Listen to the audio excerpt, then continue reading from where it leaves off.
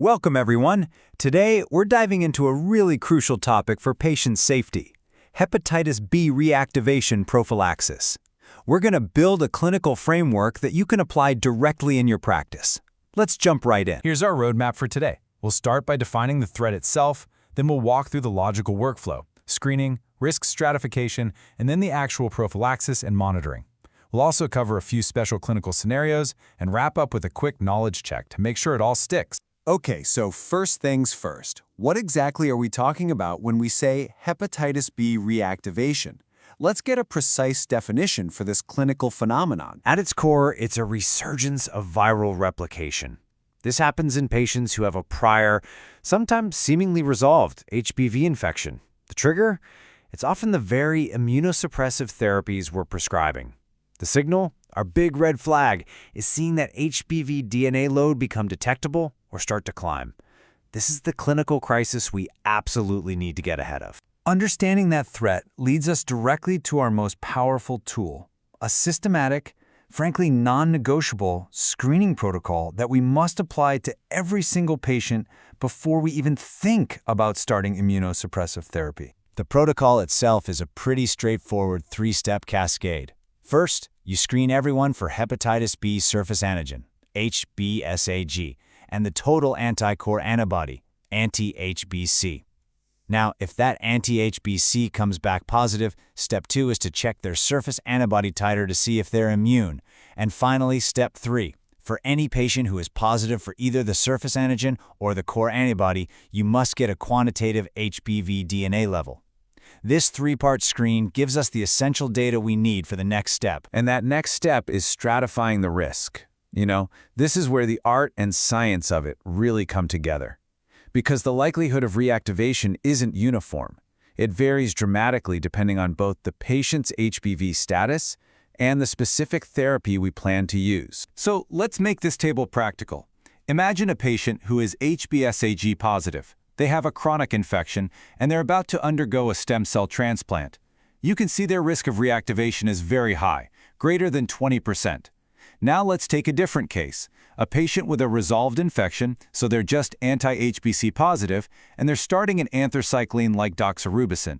Their risk is now in that moderate 1 to 10% range. You can see how this stratification is absolutely fundamental to our decision-making. I want to pull out rituximab specifically because it's such a potent trigger. Look at this. For an HBsAg positive patient, the risk is, as we'd expect, very high. But here's the crucial part.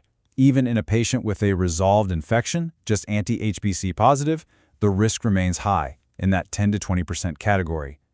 B-cell depleting therapies are a real game changer here, and we have to respect the risk they carry for both groups. And after all that data, a quick moment of levity. It's a little bit of an inside joke for anyone who's dealt with this, but it really does hit on the stubborn, persistent nature of the virus we're up against. Okay, let's keep going. So we've identified the risk. Now what do we do about it?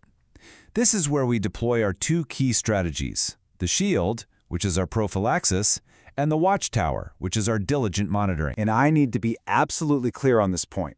Prophylaxis is not just a recommendation. It is a critical shield against a preventable clinical crisis. We have to approach it with that level of gravity. The timing here is everything. Prophylaxis can't start on the same day as the immunosuppression. You have to start it at least 2 weeks before therapy begins. It needs to run for the entire duration of the regimen, and this is so important, it has to continue for a minimum of 6 to 12 months after the therapy is finished. Let's just pause on that number for a second. At least 6 months. This is a common pitfall. Stopping prophylaxis too early can lead to a devastatingly late reactivation flare, and that's something we can easily prevent just by adhering to the timeline. And of course, prophylaxis goes hand in hand with monitoring.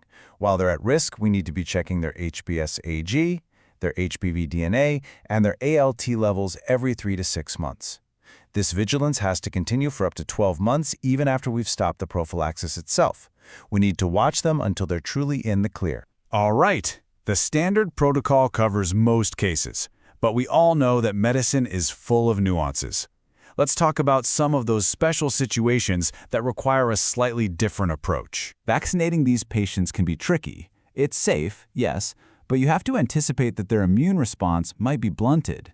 For the really severely immunocompromised, say, a patient about to get rituximab, we actually recommend a double dose of the vaccine. And again, timing is critical. You want to get them fully vaccinated at least 4 weeks before you start any B-cell depleting drugs. If they still don't respond, we have other tools, like high-dose or adjuvanted vaccines. And when we talk about non-response, it's important to be precise with our language. A zero responder is someone who produces absolutely no detectable surface antibodies after a full vaccine series. A poor responder, on the other hand, does mount a response, but their antibody titer never gets above that protective threshold of 10 international units per liter. This distinction guides what we do next. Okay, what if an exposure happens? Well, in that scenario, the clock is ticking. Post-exposure prophylaxis, or PEP, has to be given as soon as possible, ideally within 24 hours. For any high-risk exposure, we hit it with a 1-2 punch. Hepatitis B immunoglobulin, or HBIG, for immediate passive protection, combined with the vaccine to start building that active, long-term immunity. Then, you confirm it worked by checking their anti-HBs level about 1 to 2 months after their last shot.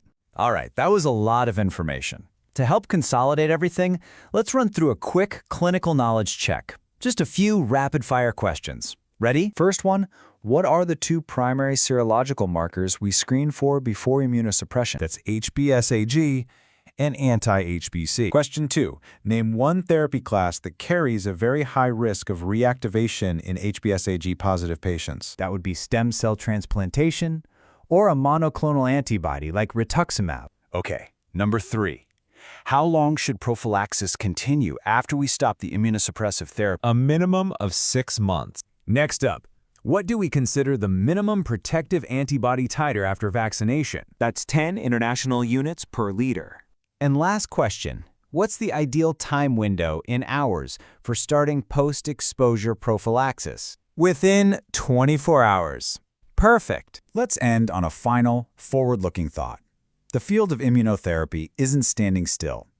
We're seeing new, novel therapies emerge all the time, each with its own unique impact on the immune system. This really forces us to ask a critical question. How do we ensure our vigilance and our prophylactic protocols evolve right alongside them, so we're ready to meet the next wave of clinical challenges and keep our patients safe? Something for us all to think about. Thanks for joining me today.